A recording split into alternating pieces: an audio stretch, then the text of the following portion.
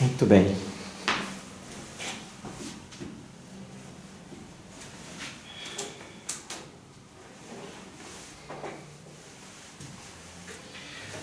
O nosso tema hoje é relacionamentos amorosos.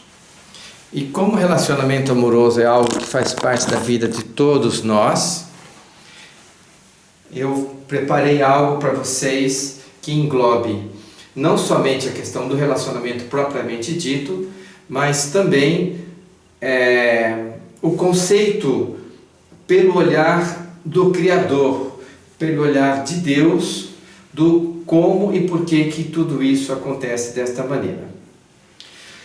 Então eu separei aqui esses seguintes temas: a constituição do ser humano, o amor de Deus, o que é conhecido e o desconhecido para cada um de nós, o self, as feridas e a fachada, o amor de Deus explorado com um pouco mais de profundidade, os impedimentos para que o amor aconteça, a lei da atração, o conceito de almas gêmeas, que vai estar já nessa primeira parte, que a Constituição Maneira vai ser um pouquinho mais explorado aqui, ser um com o amor de Deus e depois a lição de casa.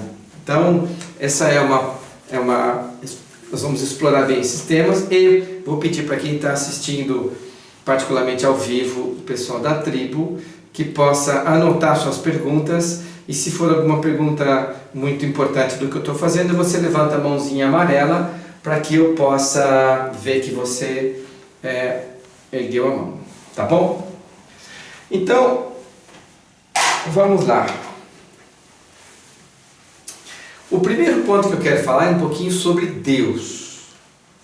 O conceito de Deus, cada um acaba desenvolvendo segundo a sua própria cabeça. Não é bem assim, porque Deus, Ele é como Ele é. Então Deus, primeiro de tudo, Ele é um ser. Ele é um ser que criou o universo. Então se eu crio um desenho, se eu crio algo, uma estátua, se eu crio algo, eu não sou aquilo que eu crio. Eu também não estou daquilo, eu sou o criador daquilo. Então Deus, quando criou o universo, Ele criou as galáxias. Dentro das galáxias existe, cada no centro, um buraco negro. Existe os sóis que giram em torno, e em torno desses sóis existem os planetas, no caso do nosso sistema solar. Então são assim, milhões de galáxias. A nossa galáxia é uma galáxia pequena. A galáxia mais próxima, que é Andrômeda, está, acho que a 110 mil anos-luz daqui, quer dizer, é impossível chegar, mas é uma galáxia maior que a nossa. Enfim, o ser humano acabou descobrindo muito do universo para tentar descobrir e conhecer Deus. Não é dessa maneira que ele vai chegar a Deus. Por quê? Nós temos, como criaturas, uma porção, como se fosse uma fagulha de Deus. Então Deus, no momento que você tem o óvulo da mãe, você tem o espermatozoide chegando. Quando o espermatozoide entra, ele perde a cauda, e o material genético, os cromossomos, vão se juntar com os cromossomos da mãe e vão fazer um novo indivíduo. Nesse momento que surge o novo indivíduo, existe uma fagulha de luz azul, e essa fagulha de luz azul é o momento em que a alma que vem de Deus entra no... essa vermelha está fraca. Essa alma entra nesta célula.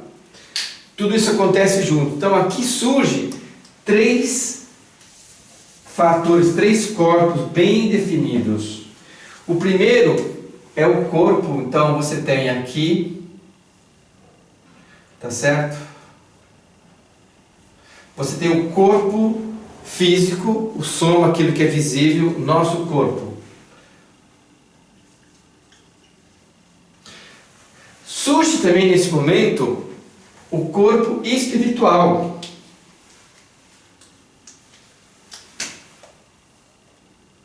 Que ele está junto desse outro corpo físico aqui. Espiritual.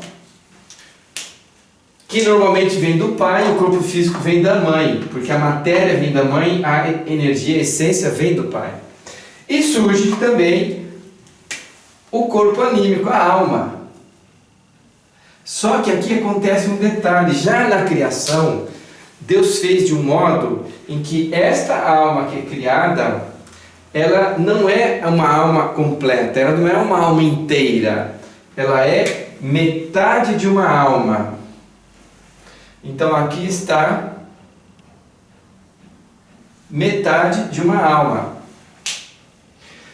Houve em algum momento, que eu não sei explicar, esse split, essa dissociação dessa alma que antes era inteira, dividiu em duas e você recebeu metade da sua alma. Então você é metade da sua alma. Eu sou metade da minha alma. Por isso que a gente tem tanta necessidade de encontrar uma pessoa. Por isso que é difícil viver sozinho. Por isso que uma pessoa às vezes quando ela começa a virar adulta, passa na adolescência, surge naturalmente os hormônios, a sexualidade e o desejo de estar com uma outra pessoa. Esse desejo de estar com uma outra pessoa, ele é veiculado pela sexualidade, que é um impulso de procurar outras pessoas, de se achegar a um outro ser, quem sabe seja a outra metade da minha alma, que nós chamamos de alma gêmea. Por que alma gêmea? Porque é a mesma alma. É o meu eu que eu ainda não encontrei. E é um pouco sobre isso que nós vamos falar. Como que isso acontece? Em que momento da vida eu posso encontrar minha alma gêmea? Como eu faço para encontrar essa minha alma gêmea? Quais são os pré-requisitos para eu encontrar essa minha alma gêmea? E o que atrapalha eu encontrar essa alma gêmea? Então, vamos lá. Lembrando então que nós somos esses três corpos, eles se relacionam entre si. Como? O corpo físico, ele é ligado ao corpo espiritual através de um cordão prata, um cordão prateado, e o corpo espiritual, ele é ligado à alma através de um cordão dourado. Toda a informação neurológica, sensorial do corpo passa para o corpo espiritual, percebido pelo corpo espiritual, que tem muito a ver com a mente. E o corpo espiritual, o corpo anímico, tem a ver com emoções. As emoções, elas se ligam diretamente, é percebida pela nossa alma. Por isso que eu não consigo chegar até Deus estudando livros. Por isso que muitos teólogos não conseguiram chegar até Deus. Eles tentaram compreender Deus. Sim, é possível tentar compreender. Eu posso tentar compreender como que é um cantor famoso que eu goste, mas eu nunca vou conhecê-lo. Eu posso entender uma receita de uma determinada comida, mas eu nunca vou entender se eu nunca provar essa receita. Então, a mesma coisa acontece com o nosso Criador. E eu só vou perceber a Deus quando eu me percebo emocionalmente, um ser emocional que somos. Aliás, é o centro da nossa vida, o centro daquilo que é mais importante para nós, que é a parte emocional, tá? Então, isso aqui é um preâmbulo daquilo que acontece na Constituição, na maneira como nós somos constituídos. Todos os traumas que nós temos, eles são uma percepção da realidade, daquilo que aconteceu. Algo violento, algo inesperado, algo que me fere o corpo, a mente ou as emoções, pode deixar uma marca, pode deixar uma impressão. Um detalhe, isso vem de fora, isso vem do meio ambiente, isso é criado por uma situação externa. Um minutinho.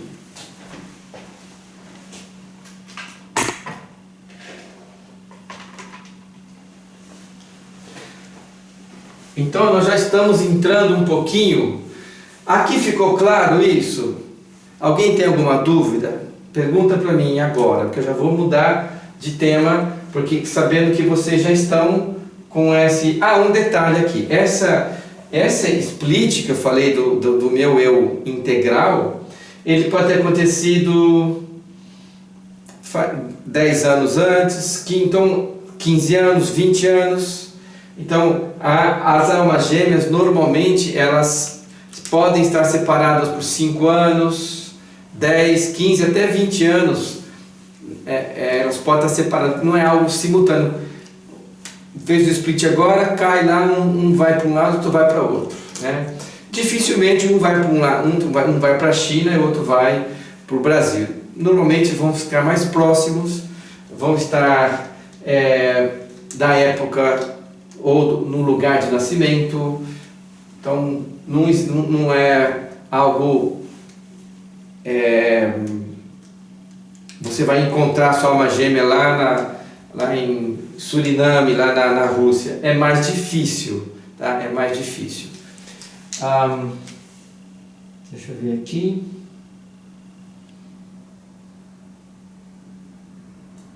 Muito bem. Então, se todo mundo está tranquilo aqui, vou passar adiante. Vou passar adiante porque como que isso aqui acontece? Então, vamos lembrar disso, que Deus nos criou como seres para ter um relacionamento. E como que acontece um relacionamento? Quando uma pessoa conhece o outro, quando uma pessoa se dá com o outro, quando uma pessoa escuta o outro, quando uma outra pessoa sente, percebe o outro. Então, esse relacionamento, ele é dinâmico. Ele vai seguir na medida em que eu percebo e recebo o amor de Deus. Então, a finalidade justamente é essa. E como que isso acontece? Bom, nós tivemos uma experiência terrena e a nossa vida continua no mundo espiritual. Tá certo? Terreno, mundo, vida espiritual. No mundo espiritual, Deus criou algo maravilhoso, que são as leis, a estrutura que Deus criou. Ele criou uma estrutura onde você pode evoluir, onde você pode crescer. Evoluir no quê? No conhecimento? Não. O conhecimento vai para a mente. A única variável que faz você se tornar mais próximo de Deus, mais próximo daquilo que Deus criou, e aquela estrutura, aquela alma, quando ela vem no instante zero, ela vem cristalina, ela vem limpa, ela vem pura, ela vem pronta para receber esse amor de Deus. Ela acaba se contaminando com as energias, com as preocupações dos pais, com as questões familiares, com os vazios da mãe, com as ansiedades, os medos, rejeição, abandono, tristeza e todas essas outras emoções que vão limitando de alguma maneira a vivência do ser humano. Lá no mundo espiritual, não vou me aprofundar nisso hoje, mas existem as esferas. Então existe a primeira esfera, né, onde você vai passar por um período de conhecimento do amor de Deus. E depois você vai para a segunda esfera, a terceira esfera, a quarta. Quando você chega na sexta esfera, a partir da sexta esfera você só vai continuar se você tiver o amor de Deus pleno, ser um com o amor de Deus. Nós vamos falar um pouquinho sobre isso, a importância disso. E ser um com o amor de Deus significa um tamanho trabalho de humildade, de arrependimento, de transformação interna, de crescer, de aprender, de receber esse amor. É tão simples, é só receber, está tudo pronto, tá? Então, por quê? A partir daqui você vai subindo só para quem conhece o amor de Deus. E você vai até a 21ª esfera individualmente. Só que para cima da 21ª esfera você só vai se você tiver com a sua alma gêmea. Por isso que a partir da 21ª é só um, quando você é você mesmo. Quando eu for eu mesmo. Então daí vai até a 36ª esfera, que é a última esfera onde você está realmente muito próximo de Deus, e aí é só alegria. A partir da sexta, aqui é só alegria, não existe mais nenhuma emoção negativa a partir daqui. Até aqui ainda tem algumas emoções. No nível 1, a pessoa chega lá sentindo todos os problemas que ela não resolveu aqui. Os medos, as angústias, as ansiedades, as preocupações, as frustrações, os arrependimentos, ciúmes, vitimização, está tudo do jeito que está aqui, ela vai. Por isso a importância da gente, enquanto está aqui, poder trabalhar o máximo possível aquilo que eu vou conseguir trabalhar. Já que eu estou aqui, né? Já que eu cheguei nesse momento, porque o que me impede de ser mais próximo daquilo que Deus quer que eu seja? Né? Então, está aí o sistema, mas também, como eu disse, não vou me aprofundar nisso, para que vocês saibam da importância das esferas, porque isso tem a ver com a alma gêmea. Bom, então, quando Deus te criou como indivíduo, como pessoa, você é uma pessoa única. Só existe você no universo. Agora veja o seguinte, se você fosse filha ou filho de um outro pai e da outra mãe, você seria como você é? A resposta é não. Então tem algo errado. Porque o teu pai verdadeiro, que te deu vida, que te deu alma, é Deus. E a tua mãe, que te deu vida, é Deus. Essa outra que a gente chama de mãe e esse outro que chama de pai, eles também são filhos do mesmo pai. Portanto, de alguma maneira, eles são seus. Quem tem o mesmo pai e a mesma mãe é o quê? Irmão. Sua filha e seu filho, que você chama de filho e filho, não são seus filhos, são filhos de Deus. Então, seu filho, sua filha, eles são seus irmãos. E com esse olhar muda tudo, porque você já não precisa pegar seu filho, sua filha e ter a responsabilidade de levar tudo, fazer tudo para ele. Não. Você pode simplesmente ser você e ensinar o bom caminho através de exemplos. Então nós temos, o que acontece? Quando a gente nasce, a gente no momento inicial, está aqui o Adailton, né? Esse ser, ele recebeu de Deus, no instante zero ele vem cristalino, ele vem com uma unidade única, né? É único neste mundo.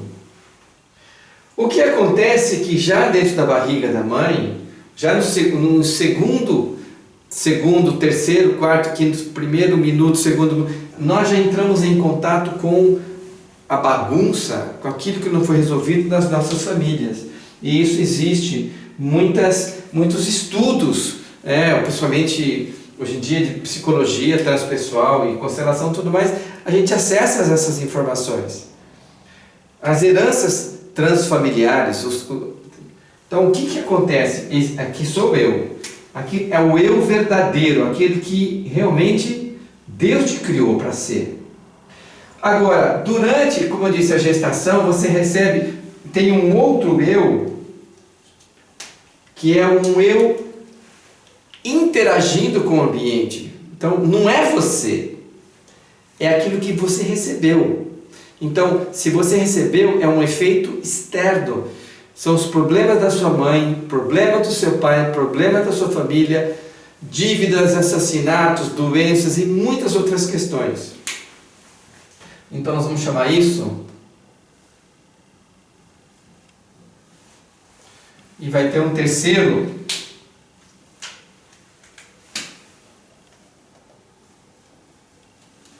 então esse segundo aqui é o seu eu ferido.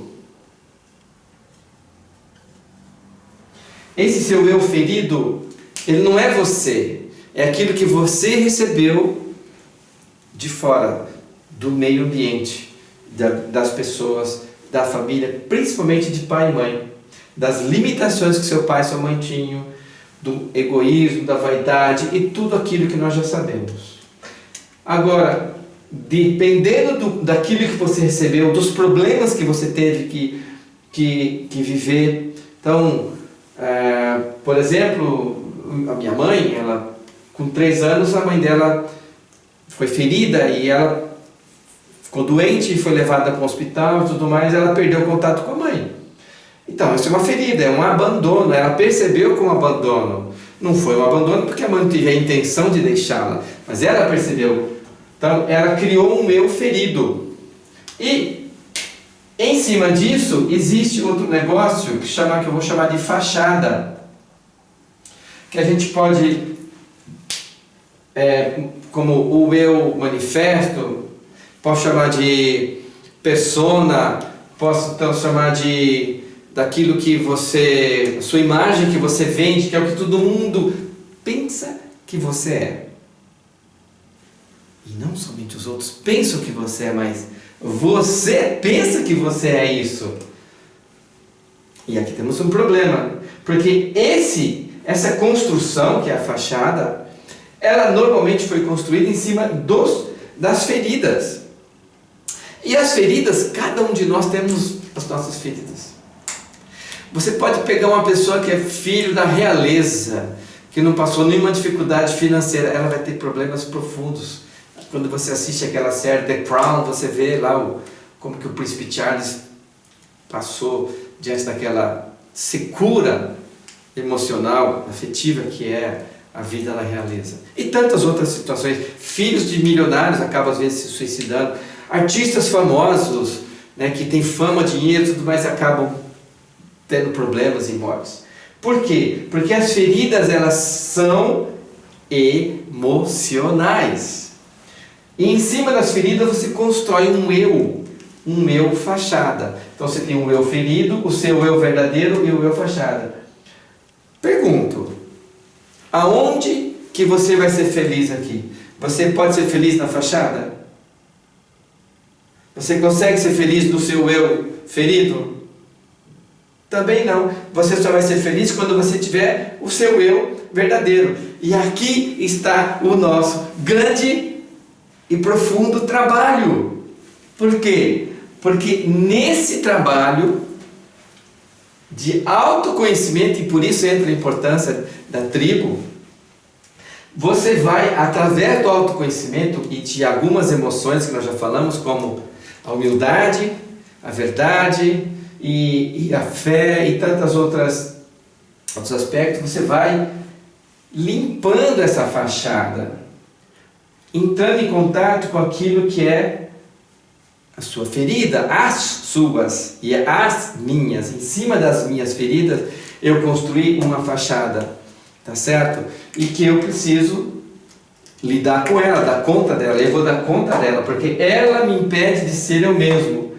E Deus me vê somente dessa maneira, porque Ele me criou assim. Quanto mais próximo disso eu estiver, mais fácil eu estar com Deus.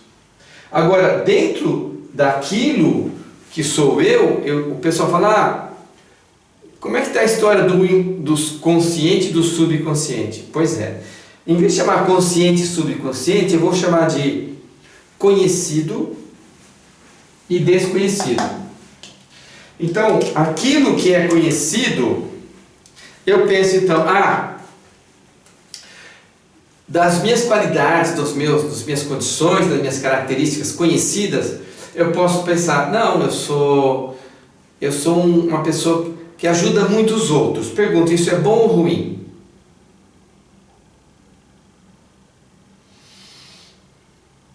Nem sempre é bom, porque quando eu viro salvador, eu estou prejudicando o outro. E muitas vezes, ajudar é prejudicar, muitas vezes. Então, tem coisas que eu penso que são boas e aos olhos de Deus não são. Quando eu falo a verdade e algumas pessoas não gostam, acho ruim, ficam magoadas comigo, pode ser que algumas pessoas não gostem disso e que isso eu veja como ruim, e pode ser que Deus veja como bom. Então, dentro do conhecido, vai ter aquilo que é bom e vai ter aquilo que é ruim. E vai ter a parte que é desconhecida dentro de mim, que também é da mesma maneira, vai ter parte desconhecida que é boa, vai ter parte desconhecida que é ruim. Então, dentro disso, desse meu eu verdadeiro, vai ter muito ligação com as minhas feridas e com a minha fachada. Então, quanto mais eu conseguir limpar isso daqui, mais eu vou conseguir me conectar com aquilo que é meu eu verdadeiro, que é a minha alma. Porque o corpo vai acabar. Né? Isso aqui vai, do pó vieste, ao pó voltarás. Tudo bem, vai virar pó. O espírito, presumidamente, ele pode ter uma vida longa, eterna, mas a gente não sabe se ele pode ser destruído, porque se a alma, que é a única coisa que vem de Deus, e foi formado por matéria, por constituição de Deus, é o que permanece, é o que é eterno. E o projeto dele é eu seguir nas esferas, conhecendo cada vez mais o amor de Deus. Então, este é o panorama básico que eu queria apresentar para vocês. E nós, como criaturas, somos criados para isso, para um relacionamento com o amor de Deus. E aqui já entra algo fundamental que vocês nunca podem deixar de lado, que é a palavra a verdade. Por que a verdade é tão importante? Porque ela é a única variável real aos olhos de Deus. Isso aqui não é verdade. Um indivíduo é famoso, conhecido, está aqui. É rico, está aqui. O que importa para Deus é quanto mais trabalhado eu estou aqui, e aí quanto mais verdadeiro eu sou comigo e com as pessoas. Para eu ser verdadeiro, eu vou precisar de muita coragem, porque falar a verdade, falar as coisas feias que a gente faz, né, não é fácil. Não é fácil por quê? Mas é o único caminho que tem da gente poder se relacionar com uma pessoa. Né?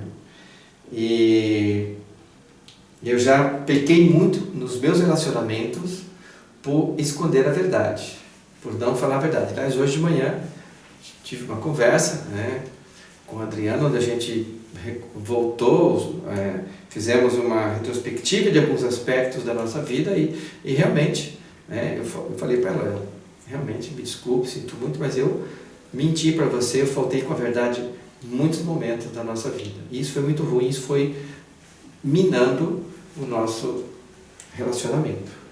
Né? E aí uma pessoa perguntou assim uma vez, e aí, como é que é o casamento aos olhos de Deus?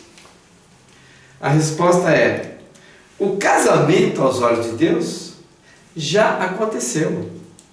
Porque quando Deus olha, Ele vê a alma, as duas almas gêmeas, uma alma inteira.